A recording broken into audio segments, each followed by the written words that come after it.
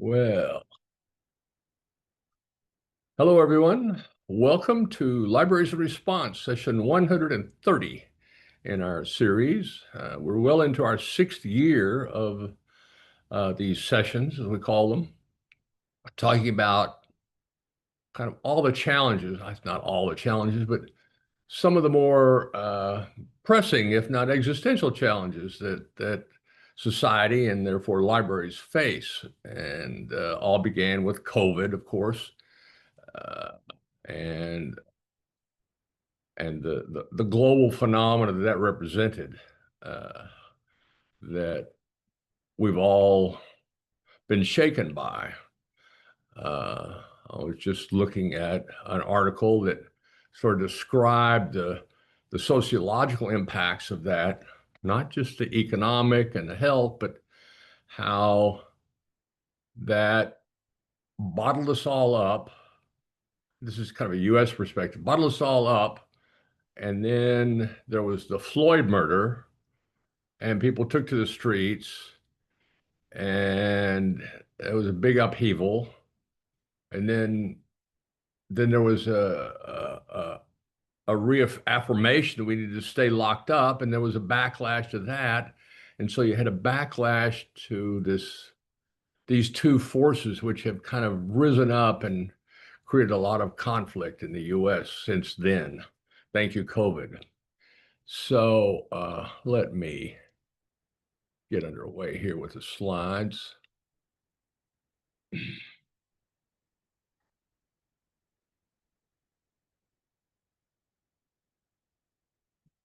Okay, so today we are going to talk about AI, our most, I would say, our most popular topic on the series that we've had. And this particularly is about the IFLA, the International Federation of Library Associations and Institutions, and their special interest group around AI. And we have their convener on with us, our speaker, Andrew Cox. We'll get to Andrew.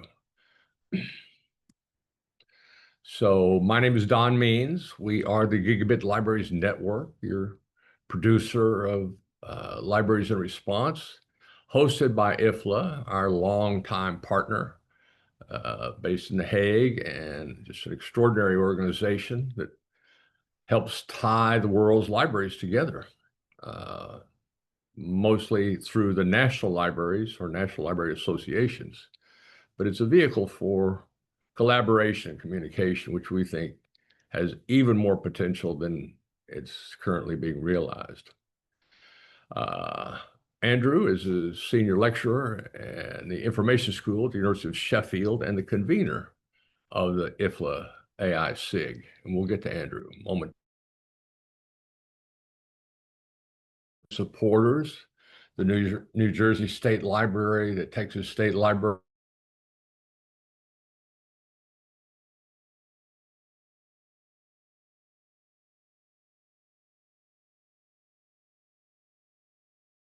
we thank them very much. They have really made this possible. We also add up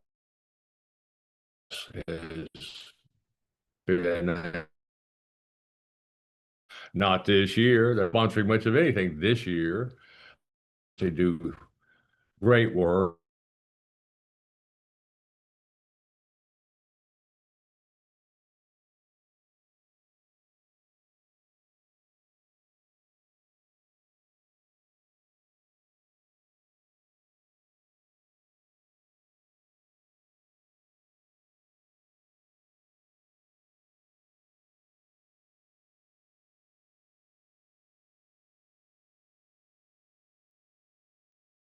Next, it may be good for you to just kick off that Don's connection there, Don there. I think my connection dropped there. Am I still sharing? No. Coming up.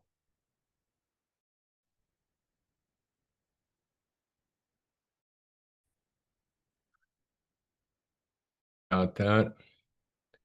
One of the other challenges is communications, broadband sources. I was just thanking our sponsors and supporters. I think I got through, and I was mentioning IMLS and their great help. This is the emblem. These are the big is facing the world, and the libraries have to deal with all these. So it's this is a 400 million people have long COVID. I mean, it's an incredible tragedy. Carbon. This is the number right here. Is carbon dioxide levels the highest in 8,000 years. It means we are in for some deep doo-doo. And if we stop today, it would still continue to get worse. So kind of grab your socks time. The weather is how this will generally manifest, I guess. And the disasters are going. And as we're seeing it, more and more people to the library went for communication, number one, people know who's where, what, and then maybe for shelter, distribution, whatever reasons. It's a reason for libraries to have both backup power and backup communications. AI is just, I mean, AI in warfare, these drones are proliferating mad. This is really a unpredicted, wild kind of thing. They're cheap, and tens of thousands, hundreds of thousands, there'll be millions of these before we know it. As I mentioned, AI has been our number one interest topic, and this is a list of the sessions, which are all found on our YouTube channel, Library's YouTube channel. You can find all these. You have to take notes, just go back and see the recording, and if you want to look any of these up, they're there, and the sessions that we've done.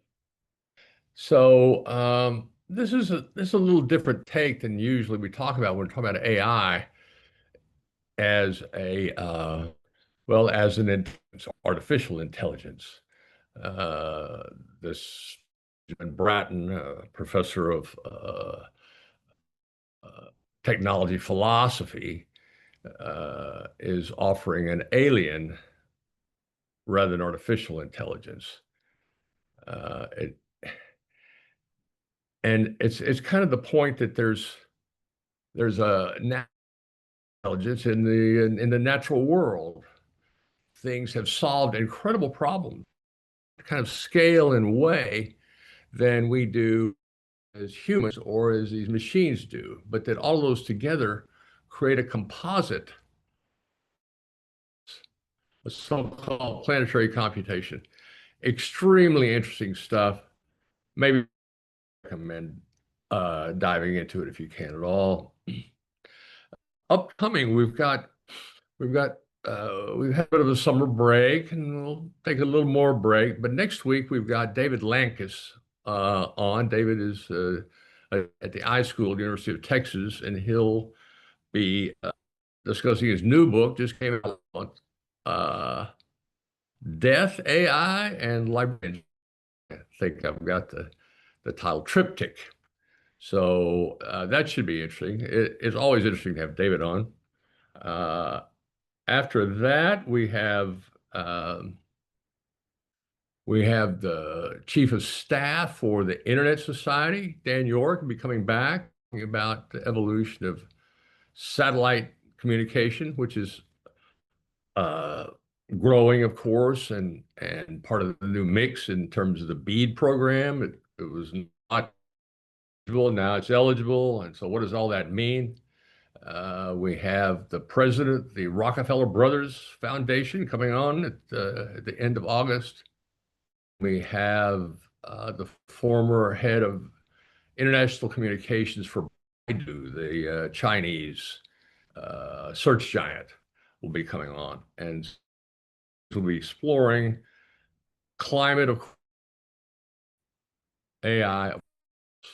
And China is another really rising factor in that, creating a context for what we're all doing, or what we're going to be doing, what we're going to be facing. So that's so enough of me, and let's get to Andrew, who is returning to us. Andrew presented before. Welcome back, Andrew. Thank you for being here. We're very interested and anxious to hear about the AI SIG, its work, and the recent report, and all things related. So please be welcome and take it away. Thank you so much, Don, for this invitation to talk to you guys, and thank you everyone for coming along. I'm impressed that you've been trying to have these discussions about the big issue for 6 years. That's fantastic. We don't often get the chance to stop and think about the big issues, do we? So this is a great space to do that. You showed a cartoon of many sort of forces bearing down on libraries, but I wonder, is AI an opportunity or threat? I suppose that's one of the big questions. I think a lot of people do see it as an existential threat, as a threat to libraries, as a threat to our jobs. But I'm not sure many people think of it like that. I think there's more positive stories around it. So hopefully we'll come to that. So I was asked to say a bit about myself and my background. So currently we are called the Information School at Sheffield, but we're just about to change our name to Information Journalism and Communication, because we're joining together with our colleagues who teach journalism and media studies. So like a lot of the I schools, we're sort of changing. I've been here at Sheffield for about, I'm just posting in the chat a few links before I share my screen. So yeah, I've been here at Sheffield for about 20 years. I don't know if some of you, I'm sure, know Sheffield quite well. It's in the north of England. It's a famous city in the past for the steel industry. It's kind of the equivalent to kind of Pittsburgh. And in fact, Pittsburgh, UK's version of Pittsburgh, I suppose. And I just posted there, our local council sort of partner cities does include Pittsburgh. And we've got maybe similar issues of like a deindustrialized present. But it's a nice city on the edge of the Peak District, which is a national park. So, beautiful city. I hope one day you'll come here if you haven't already been.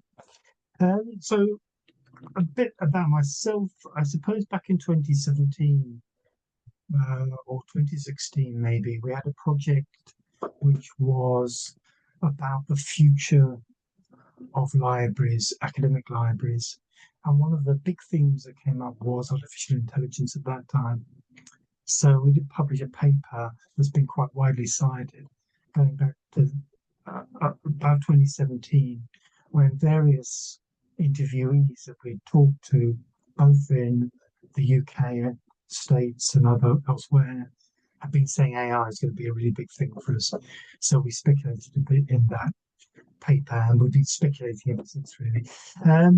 But it's not pure speculation. In 2020, I was commissioned to write a report for CILIB, which is the equivalent of the ALA in the UK.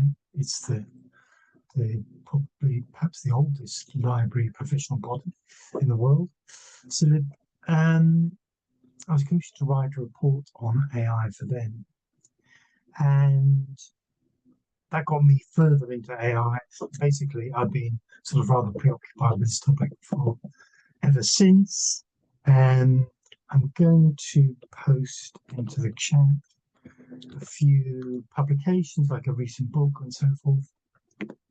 I have been the past chair of the SIG AI, and I'm currently the convener of the IFLA Special Interest Group on AI. And Don asked me to say a bit about that organisation. So IFLA has many groups. Some are geographically based, many are subject based, and one of the biggest and most active groups is the IT group. And it's run all sorts of events, produced many publications, and so forth. And one of its initiatives was to create first a big data special interest group and then an AI special interest group. And that was formed about 2 or 3 years ago. And that basically consists of just a few people. Not an interesting thing, maybe most of the IFLA groups, I think, right in saying, are populated by IFLA members, but the SIGs can draw on a wider community. So there's 9 of us on the sort of committee, and we've also got a very active forum where we post news of relevant to AI libraries. That's something you might want to join. It's not massively, it's not going to create lots of noise, but it does keep track of the latest in library and AI developments, or tries to. So it's one useful source alongside, many blogs and so forth. The other thing we do is we run events, sometimes with the IT section, sometimes not, things like webinars.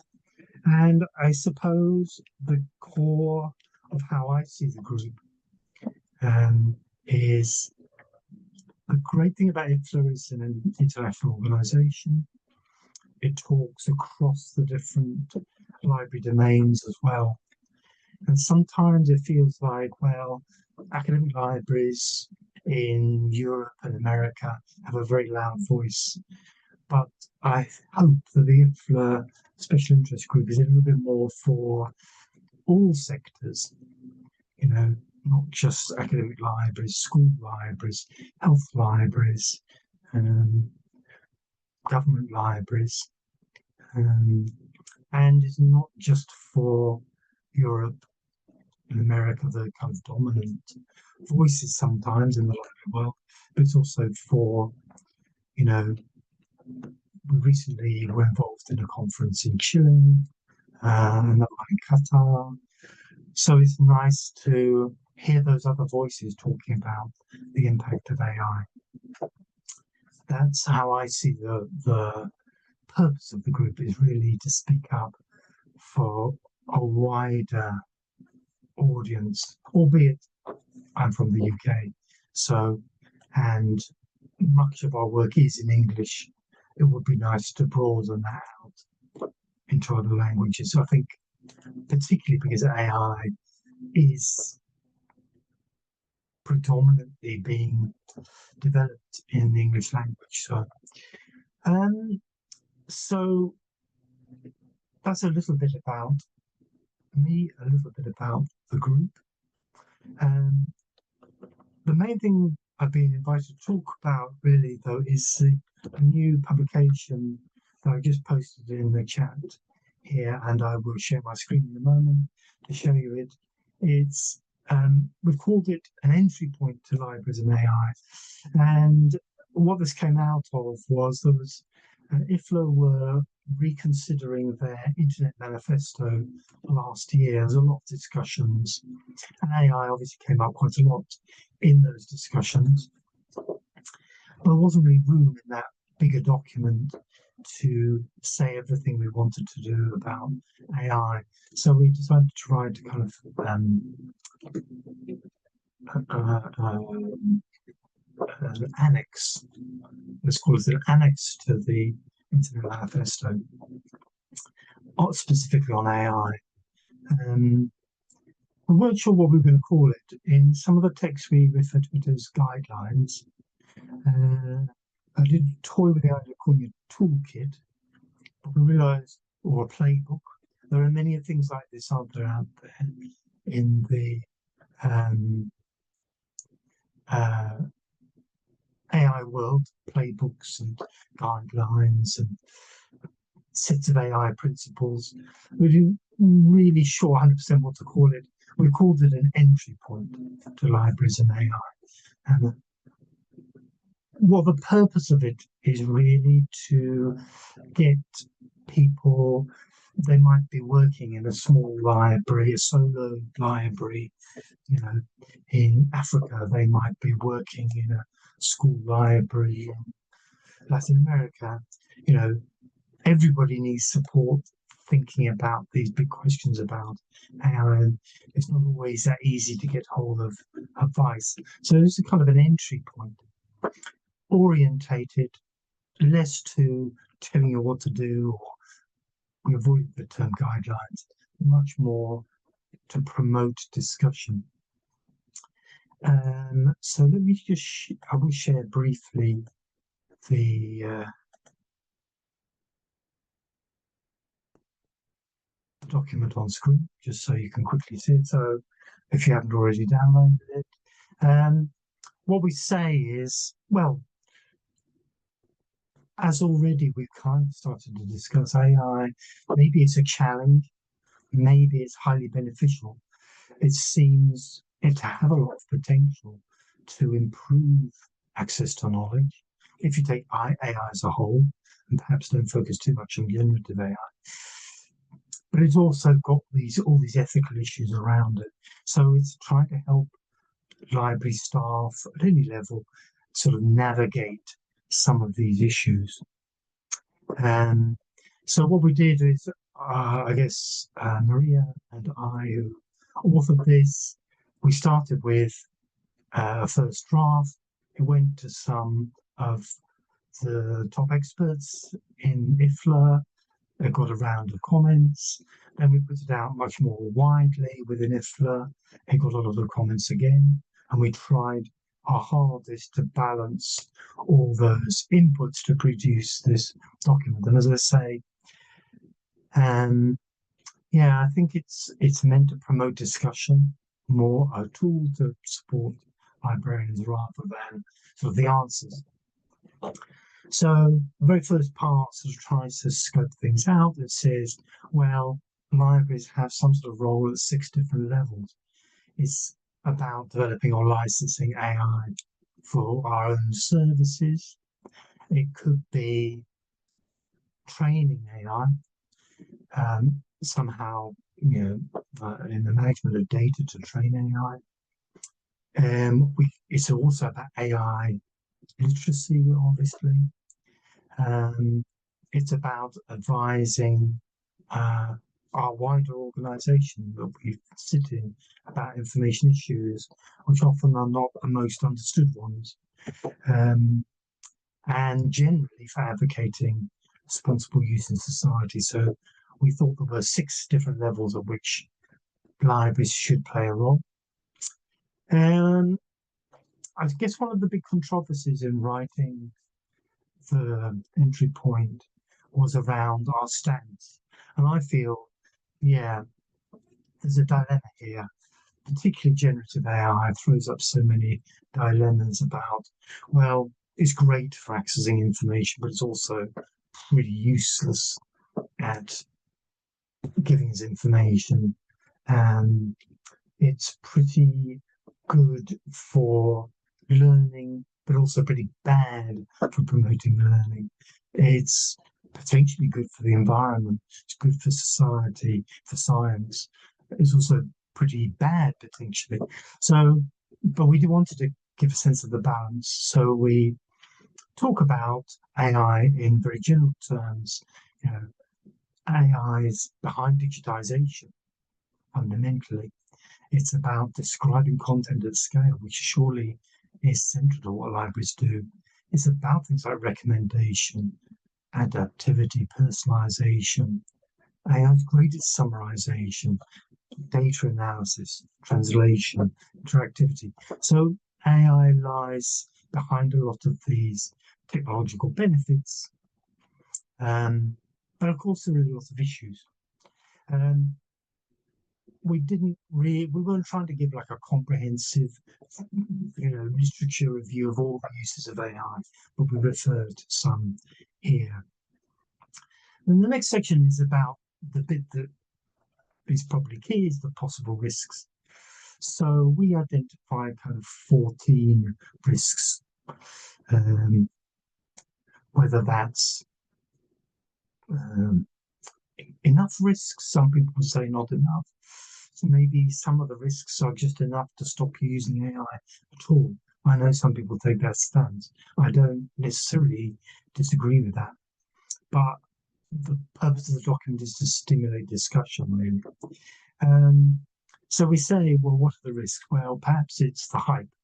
It's just overstating the benefits when actually we can do things in much simpler ways with something that isn't going to be called AI. Obviously, generative AI, but any AI, there's any level of inaccuracy, partly because it works on percentages anyway. So it's never going to give you 100% reliable responses. It should really be telling you how accurate it thinks its own answers are. There's the issues of bias. There's this threat to cultural and linguistic diversity and the need to respect diverse knowledge systems that we see, at least in commercially developed AI, offers this threat. There's the abuse of AI for disinformation, for misinformation, for government censorship, for commercial censorship. There's a risk around inequitable access, because so many AI systems are available to richer institutions or available to students who've got more money than others. So there's definitely an issue of inequity. There's definitely a lack also of explainability and transparency. How do these things really work? We don't know half the time, but that's really important that we understand what we're dealing with. And increasingly, of course, AI disappears into the infrastructure. We got used to the idea that ChatGPT is AI, but do people really think Google Overviews or any of the Google AI functionality? Do they realize it's AI? Do they realize how these results are being produced? There's generally a lack of the great opacity around AI, because there's issues of privacy and security, issues around copyright and author rights. There's this sense in which key stakeholders, such as indigenous communities or any communities, have failed to be consulted. User communities failed to be consulted in the development of AI. There's a fundamental issue around the threat to human agency and control. We always talk about AI agents. We seem to be planning to give AI more and more capabilities and more ability to make decisions. How is that impacting our agency? But it also goes to, the way that it's kind of de-skilling us potentially. And indeed, there is the threat of job displacement or very exploitative employment relations. We know that some of the workers that make AI magically work are being paid a very low amounts of money to do quite hard work. There are significant environmental impacts throughout the whole life cycle, from the creation of mining to build computing devices, transporting those devices, powering them to compute, and even the e-waste at the end of the process. There's a very complex issue there, I think, around the environmental impact as well as potential benefits there. And ultimately, I guess 14 is about, well, the monopolistic big tech companies from a number of countries having power that the state governments have very little ability to control. I mean, there's news in the UK this week that the UK government signed a deal with OpenAI, some sort of memorandum of understanding. But I wonder who is the senior partner in that deal. So, Andrew, yeah, can I jump in here and ask? This is an extraordinary list of benefits, and especially the risk, which seem to be in greater detail. How did you order those? I mean, I was looking at number 14, and I'm going, wow, maybe that should be number one. You know, I mean, there are a bunch of different things that are going on with this. I was just curious how you ordered these. yeah, it's a good question. No, it's a very good question. I mean, I suppose yeah, I think you're right. We could put 14 as first as the most fundamental one.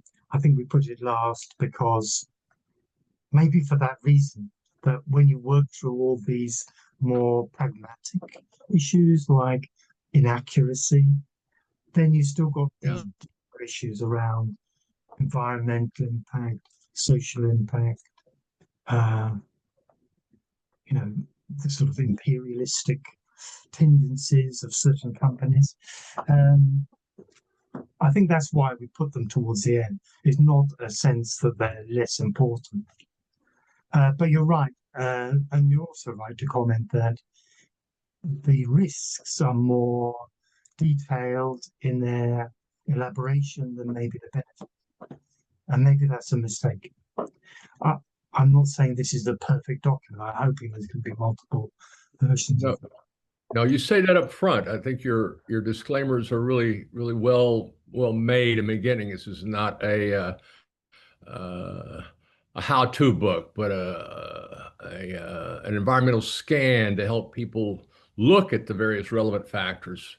And this last one pertains to not only something that caught my eye, but a comment Jane made in the chat about how corporations are using AI to in sort of predatory ways. There was just an article a couple of days ago on how Delta was using AI. It didn't say AI, but how it's able to adjust pricing according to what it knows about you as an individual buyer.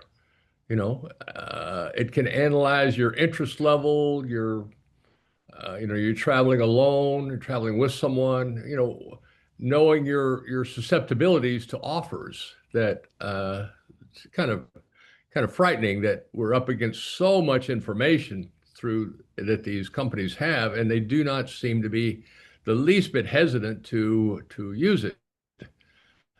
Jane references Cory Doctorow's take on the enshittification, this process of monopolies developing power over their markets, using sort of Amazon as a prime example, how they captured the market by undercutting all the competition. Once they have the market, then they apply pressure to the sellers who have really no other vehicle to reach the market except through Amazon.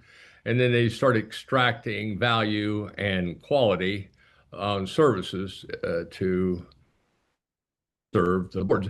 This is a big question, I think, on, as you mentioned, big tech, and that if we're looking at public benefit, how can we possibly expect private corporations to put public benefit at the top of their priorities?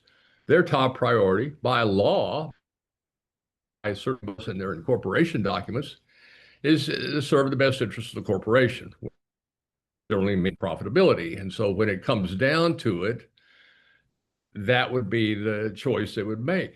And so this has given rise to, we've touched on it, I think we did a session on it, the possibility, perhaps a need for public alternative to commercial AI, something that would actually by and for the public rather than the public as just another market segment. So that's an interesting area. I just wanted to mention that because it is a major factor. If we're totally relying on the tender mercies of Mark Zuckerberg to to offer, fairness and public benefit, I think we're just kind of whistling in the dark here. Just wanted to inject that. Sorry, go ahead. Yes. No, yes, that's helpful comment. I suppose I'm one of the things the document's trying to do is balance, and maybe doesn't do it very well, is on the one hand, there is a very radical view expressed in books like The Atlas of AI, that AI is basically, the AI industry is exploitive, extractive, it's environmentally damaging, it's a perpetuator of capitalism, patriarchy, and colonialism. There is that argument, and I'm not saying that that is wrong. At the other end of the scale, what we mostly hear, I suppose, is the hype from the AI companies. And maybe that's why the text has turned out like this, that it's trying to raise the profile of some of the issues. I think why we started with number 1 and 2 is the most obvious questions that I think everybody has about AI, whatever their background is something to do with the reliability of the information and those kind of issues. But we want to encourage people to dig even deeper, but we can't assume that they are their political stance on things like capitalist development of AI. But also, okay, so so those 14 questions, which could be potentially answered positively in the sense of if there is public service AI, then maybe we don't have to worry about 14. If there is more openness, one of the Mistral, was it one of the companies recently sort of published some sort of statement about its environmental impact. As those things become clearer, then maybe we can be more happy to use AI. So from the 14 sort of issues, we set out 14 questions that we always think you should be asking.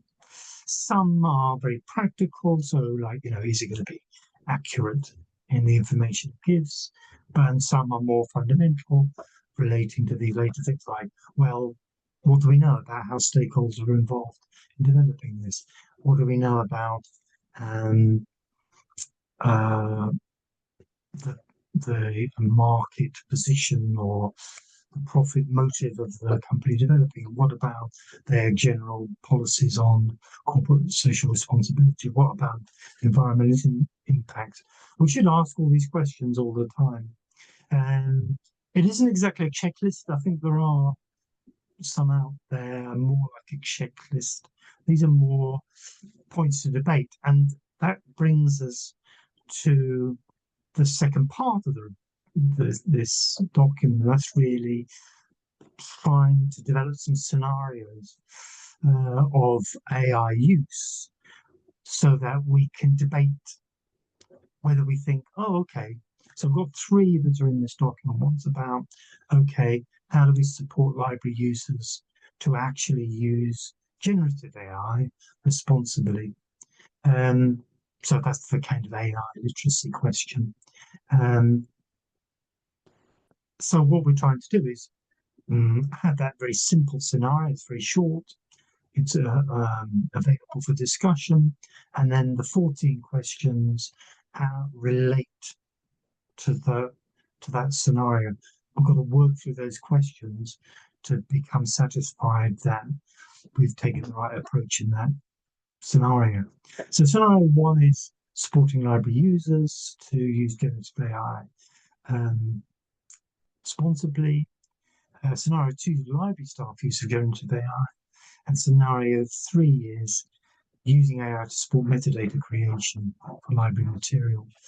The scenarios relate to some previous scenarios that we published. I think there's about 7 or 8 of them. So it's sort of updating a pre-existing set of ethical scenarios for librarians. And so the idea is really, okay, so let's have a very simple scenario that everybody hopefully is expressed in simple language. Everyone can understand the scenario, like here, how is the AI going to support metadata creation? It kind of prompts us to think about what some of the issues might be. And then the 14, we've got notes based on the 14 questions. But the idea is that you might be able to use this in a real context to discuss the potential issues around AI and come to some sort of local consensus on, okay, do we feel, or in what circumstances would we be happy to use AI to support metadata creation, as an example. So again, I suppose to wrap up, that's essentially what the document is for. It's to prompt discussion using these scenarios. The other scenarios are available. I think there were 8 other ones. So you've got a bunch of scenarios about different contexts, different dilemmas around AI use. Some of the other ones are about recommendation systems. It's trying to span the range of AI uses, but not in, as you've probably experienced with using ethics scenarios. It's a little story that's quick to absorb, but then it's a starting point for a discussion that allows people to sort of express their perspective. And I think the 14 questions are meant to push you further than you're more likely to go with your questions without them existing. And I think that's again why the more knotty, more fundamental questions like the power of big tech are towards the end of the listing. Maybe we can immediately see some of the more obvious questions, but it's trying to push you to really think through everything. And that's the purpose of the document. It's an entry point. It's not an end point. It's not a playbook. It's not a guideline. It's, I'll stop sharing actually. It's just meant to promote discussion. So hopefully you might find that useful.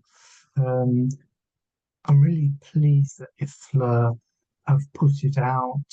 We're going to promote it. The World Library Information Congress is coming up in Astana in a few weeks' time. We're going to really try and hope that people start using this, find it useful, and maybe we can certainly update it and improve it. So again, I think at the end it says, if you want to make any comments or suggest improvements, there's an email at the end that you can send comments to. That'd be fantastic. That's wonderful, Andrew.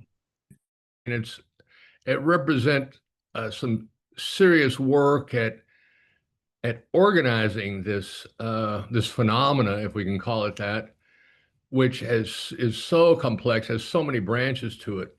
It's really hard to hold of it. You can kind of touch one application, and what does it actually mean in terms of understanding it, which we're all being challenged to do. And I take your point when I had the cartoon up there, the kind of 4 horsemen of the apocalypse, where to us, AI is a crisis, if you will. It's something that has to be addressed. It doesn't necessarily mean that it's this malevolent, though it certainly has the capability to be put to malevolent purposes, but not necessarily. The other thing that strikes us really about AI that makes it different is that it's not a tool as such. It's not like, say, atomic energy that maybe has good and bad attributes depending on how it's applied, because atomic energy can't make decisions about action. AI, on the other hand, has autonomous capabilities, or is being given those, so it not only can make decisions, but it can take actions. Well, the whole ICT infrastructure. The internet goes pretty much everywhere now. It goes down to the parking meter, the refrigerator, just everything is infused with electricity and communications. And on top of that, AI is being applied to manage that in different ways. We've touched on a couple, but a lot of it's for productivity, to balance electricity grids and these kinds of things. So it's really environmental as opposed to a tool we may have some options about. Like, you don't really have an option to use, say, Google search, but if you do, you get AI. You get an AI of the results. This is one of the things that's come up as kind of unpredicted, is that the fact that that summary drawn from all the various sources, many people click those actual sources, which means their lost revenue and advertising been driving the internet is ad revenue. So that really wasn't anticipated, but it's a big disruptor. The job market has been really fascinating to see. A lot of people go, well, this is sort of like the transition to the industrial revolution. All these people were stuff. Well, yeah, okay, but that happened over a period of decades. This is happening over a period of years or even months that we're having big changes in jobs, and we're seeing the displacement of these entry level. I mean, what would normally be high-paying careers where you start out as a low-paid analyst, and whether it's in finance or just any kind of business, and then they don't really need these entry-level people in the same way that they did. So that's a kind of a crunch on the job market for people just coming out of college expecting to be welcomed to the workforce. And then you have the upper people, the upper management that are more expensive, whose job can be done by the younger people that'll embrace AI jobs. So it's just dislocating in a lot of circumstances that we're trying to cope. And so coping is kind of the strategy. And analyzing it. That was my other question about the report.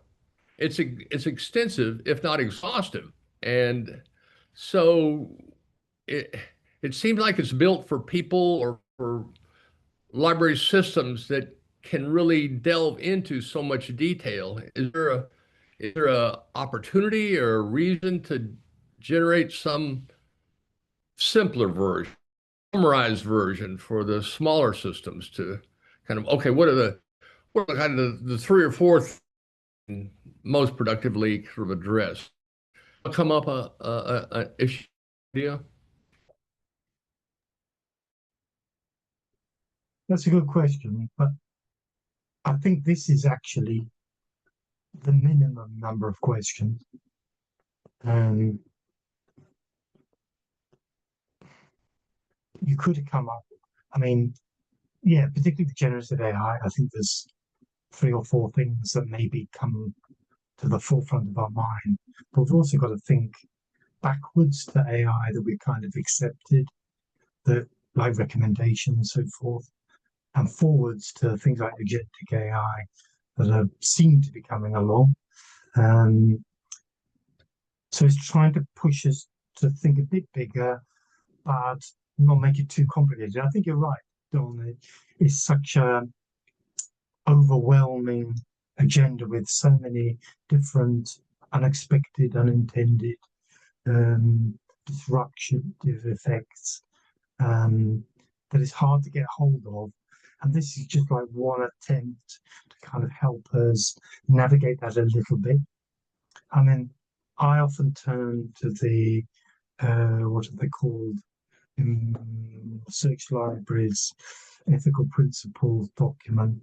There's another fantastic reference point of saying, our long-standing, enduring ethical principles are still pretty relevant.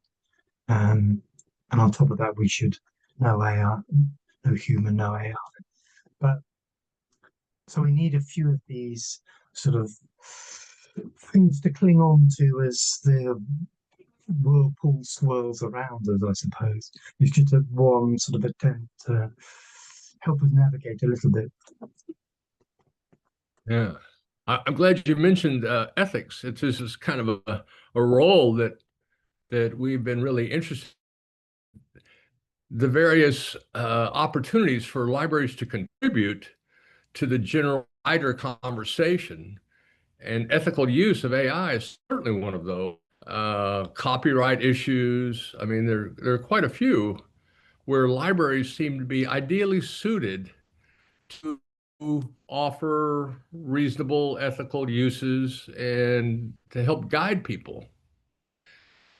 It seems like libraries have a religious phenomena in a way. I mean, they are information institutions, and this is just premier information technology. And how can they not be deeply intertwined? And if so, what does that mean for the future of libraries in the context of AI? I've imagined, they talk about agents, personal agents. What would be better than to have a librarian as a personal agent? Well, I don't know. And training these systems, they're, you mentioned English, which is a heavy bias on this whole thing.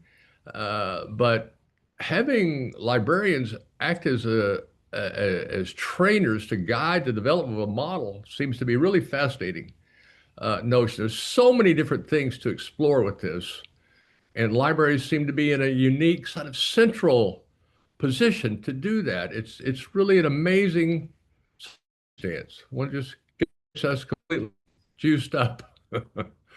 So Totally agree that libraries are. It's a unique dilemma, but also opportunity, because I think many users are distrustful of the reliability of AI, but use it. So there's an opportunity there to kind of raise people's awareness, and hopefully, the questions that are in the document are also questions to discuss with users. They're not, it wouldn't be just a discussion with librarians. It should be users as well who are being made aware of these things. So, yeah, I definitely think information professionals have got like a central role to play here. For example, just to take a simple example, a lot of these agents that I've seen in use, well, obviously, they don't have access to library content. They don't have access to really good quality resources, and they just rely on some websites. So you think, well, okay, are people really going to trust these agents when they can only access quite limited quality of resources? So I think, yeah, I think it's spot on when you say libraries, by some strange chance, are a central player here. And there are positive stories, like, did I read recently that a lot of Latin American countries have got together to train up their own alternative model to things like ChatGPT in the Spanish language. And libraries will be one of the parties there because they've got so much fantastic content that could be used to train these models to produce, different voices. I think one of the Yeah, scariest things about AI is it's just the same bland, well, to be honest, Americanized culture, voice, and we want diversity, don't we? yeah. Well, you say kind of strange circumstance. You could also look at this as inevitable. Just the flow of technology leads us to this point. It has to. And here we are. A question related to human-centered AI. We've seen that there's a human-centered AI um, uh, department at Stanford that's focused on this. Is that a concept you're dealing with there at Sheffield? Is that a way to approach this? And what does it mean? It's a widely cited concept that similarly, like there's the human in the loop idea to sort of say, well, AI shouldn't make any decisions except there is a human in the loop. I guess the problem of that is who is the human and what do they know? What are the skills they need to be in the loop and effectively influence things? Um, and again, I suppose the UNESCO AI literacy model basically puts humans first. It's all about human rights. It's all about the whole development and benefit of AI must be for humans. So I think there is a lot of, and again, that research library's ethics statement says, no human, no AI. So it's a recurrent kind of meme or idea that humans have got to be in there, but quite what that really means, you know, Yeah, how, yeah, who are the humans that are in the loop? What skills yeah, do they have? And how are they informed to make decisions? I think the sort of runaway idea of these agents that can perform quite complex tasks. Or someone saying, "What if the human were Donald Trump?" Well, that would be a problem. But the idea of AI agents, which seems to be very popular at the moment, if we're basically giving AI complex tasks to do, which involve making decisions. So, where is the human in the loop exactly? And what skills do they need to really dig into, say, the proposed methodology for carrying through a task or checking the results? yeah, Um, that's where I think librarians, again, do have a really great role of like raising AI literacy and AI as part of digital literacy to be able to like, well, use AI effectively in terms of asking the right questions, but also interpreting the results. Um, so, yeah, I think it's a fantastic opportunity for information professionals. yeah. A- AI is not new. What's new is this consumer level tool or interface, but it's been employed for a long time. I mean, how long have we had machine trading in the financial markets?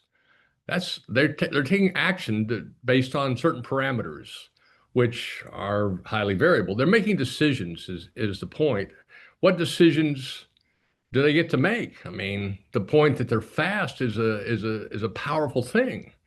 So we have to decide which decisions we want to.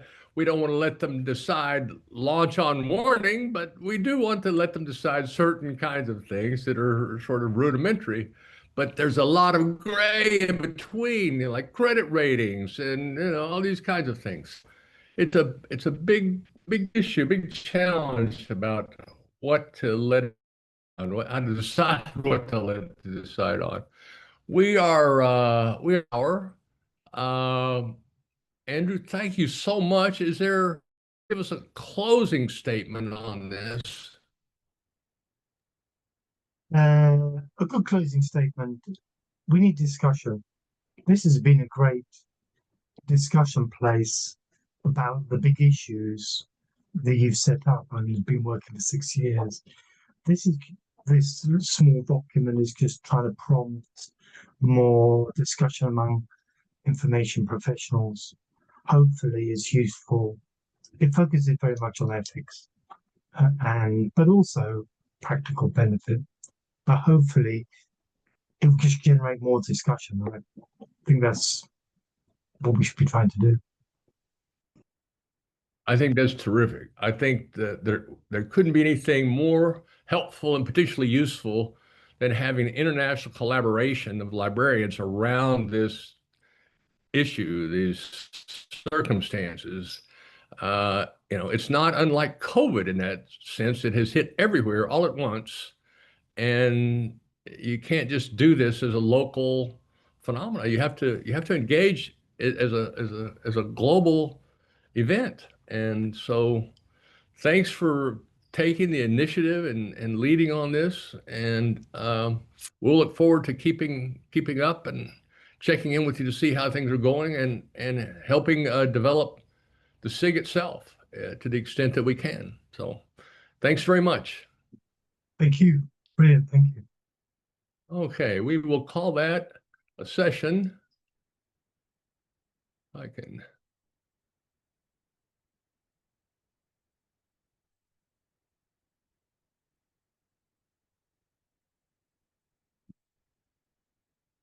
Stop the recording.